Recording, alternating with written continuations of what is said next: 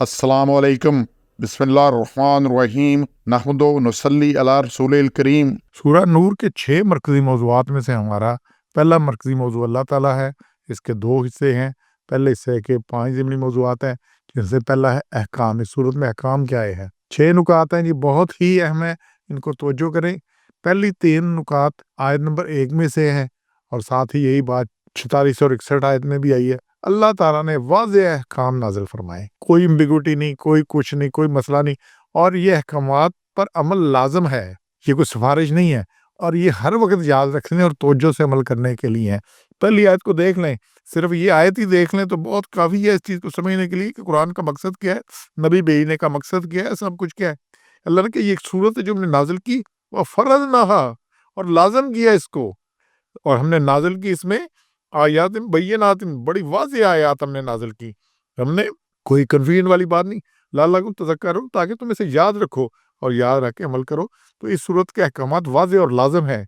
ये मुश्तबा अबहाम वाले नहीं और ना मा सिफारिशात हैं, बल्कि साफ वाज़ेह और फ़र्ज़ व लाज़िम है, और हर वक्त याद रखने अमल करने के लिए है। तो ये बड़े वाज़ेह अहकाम है, क्लियर है सारा कुछ। और इसमें एक चीज़ समझ लें, जिस चीज़ का सवाल है, जिस चीज़ का जवाब है, देना पड़ेगा, जिस पे जज़ा है, जिस पे सज़ा है, वो सारे अहकाम बड़े वाज़ेह है। जिस पे सवाल नहीं है, जिस पे जज़ा सज़ा नहीं है, वो उसके लिए मसाले हैं, चीज़ें अल्लाह ने की है, समझाने के लिए बातें आई हैं काफ़ी कुछ। तो इसलिए गैर ज़रूरी चीज़ों नहीं पढ़ना, जो अहकाम है उनको इसलिए यहाँ वाज़ेह तौर पे बताया कि अहकाम जिस सूरत में आए हैं ये अमल करने के लिए हैं।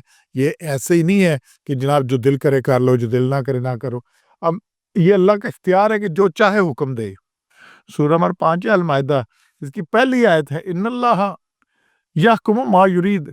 अल्लाह जो चाहे हुक्म दे, अल्लाह की मर्जी है, जो चाहे, जैसे चाहे, जब चाहे, सारा कुछ। तो ये अल्लाह का इख्तियार कुली है कि जो चाहे हुक्म दे। और फिर ये बात सूरह इब्राहिम 14 नंबर उसके 27 में अल्लाह ने कहा, यफ़अलुल्लाहु मा यशा, अल्लाह जो चाहता है करता है। अल्लाह को कोई पूछने वाला नहीं, अल्लाह को मशवरे देने वाला नहीं, अल्लाह ने किसी से अप्रूवल नहीं लेनी। अल्लाह का हक है जो चाहे करे, तो ये बिल्कुल बगैर किसी, क्योंकि अल्लाह क्या है, बादशाह है। लाउज़ु बिरब्बिन्नास मालिकिन्नास इलाहिन्नास, मालिकिन्नास है, बादशाह है। वो बादशाह है जो मुख्तार है, कुल है, बादशाहों का बादशाह है, सबसे बड़ा। तो उसका पूरा इख्तियार है कि जो चाहे हुक्म दे, तो ये अमल करने के लिए हैं। जितनी भी आगे बातें आएंगी ये अमल करने के लिए। मैं बार बार जो कहता हूं, जो अल्लाह का हुक्म है वो अमल करने के लिए है, ये कोई सिफारिश नहीं है। और इस अमल में कोई चूनो चुरा, कोई अभी तभी, कोई ये नहीं कि चूंके चुनाचे, कोई गुंजाइश नहीं। एक हुक्म अदुली पर शैतान मलून करार दिया गया और उसको रांदा दरगाह कर दिया गया, जहन्नम का फैसला हो गया। तो ये इसलिए तो जो करें इसके ऊपर। तो फिर यही बात आयत नंबर 46 में कही गई है कि हमने वाज़ेह आयात नाज़िल की।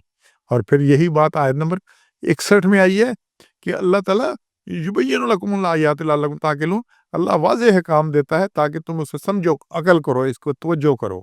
और फिर आयत नंबर 15 के अंदर जो चौथा नुक्ता आ रहा है, बड़ा ही अहम है। बहतान लगाना अल्लाह ताला के नज़दीक बहुत बड़ा गुनाह है। अल्लाह ताला ने इस आयत में कहा कि तुम्हारी ज़ुबानें बड़ा आसान समझ नहीं है इस बात को, तुमसे कहते हो, और जिसका तुम्हें इल्म भी नहीं है। बेहुआ है, अफवाह है।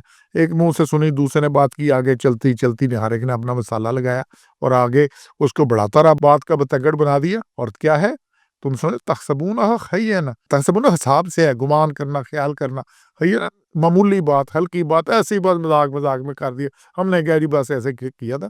लेकिन हुआ इंदल्लाह अज़ीम, अल्लाह के लिए बहुत बड़ी बात है। ये वो बड़ी बात है किसी पर बहतान लगाना, तो फिर उसके गुनाह भी उतना ही बड़ा है, खराबी उतनी बड़ी है, और फिर सजा भी उतनी बड़ी है। और इसी बात को अल्लाह ताला ने 49 नंबर उसकी आयत नंबर 12 में कहा है, क्या ईमान वालों, बचते हो तोहमतें लगाने से, और तोहमत गुनाह है। और ना ढूंढो एक दूसरे के भेद और राज, ना ढूंढो, और ना किसी को पीठ पीछे पूरा कहो, तो ये ना करो। और ये किसी अपने भाई का गोश्त खाने के बराबर है।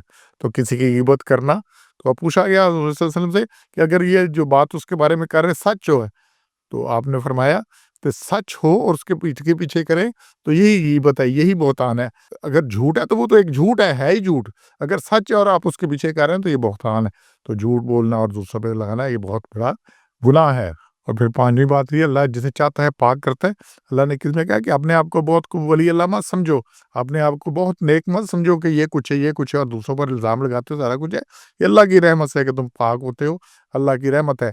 اگر اللہ تمہاری خرابیوں میں تمہیں پکڑ رہا تو پھر کوئی پاک نہ ہو سکتا. تو یہ اللہ کا فضل رحمت ہے کہ اس نے تمہیں موقع دیا جس سے تم توبہ کی اور پاک سیرت ہو گئے.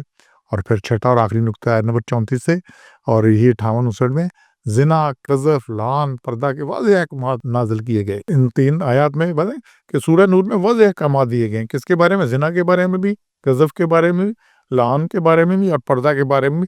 اس میں ہمیں ایک پہ بات کریں گے جہاں پہ موقع آئے گا.